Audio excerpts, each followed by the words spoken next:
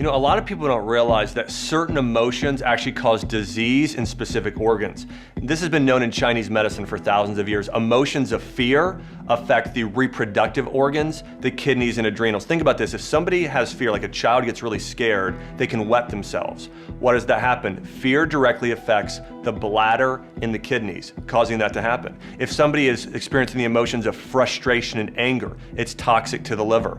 If somebody's experiencing emotions of grief and sadness and depression, maybe they lost a spouse or went through a divorce or had a trying time in their life, that affects the colon and the lungs, which is your immune system. If somebody has anxiety and nervousness, it affects the heart, the small intestine, and the nerve system. And if somebody is a big worrier, it affects the spleen, the pancreas, as well as the stomach. And so specific emotions drive disease in specific organs. And I can tell you from working with thousands of patients, taking care of the emotional aspect of health is just as important, if not more important, than changing the diet.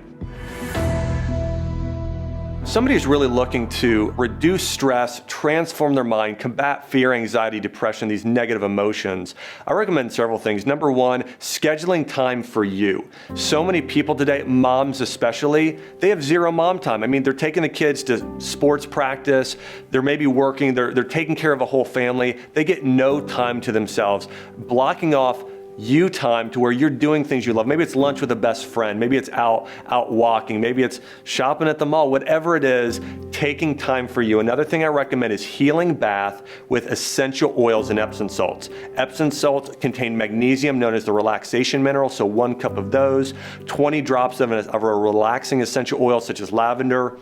Soaking in a bath for 20 minutes every single night is so great for naturally relieving stress. I would say as well, one of my secret weapons for my patients is doing a spiritual triathlon every single day. In the morning, spending 5 minutes of doing each of these, 5 minutes being grateful, just saying everything you're grateful for, another 5 minutes reading something positive, maybe it's the Bible, maybe it's a positive quote or personal growth book, and then 5 minutes in prayer or meditation, thinking about how this principle you just read about is going to positively affect your life, visualizing how your day's going.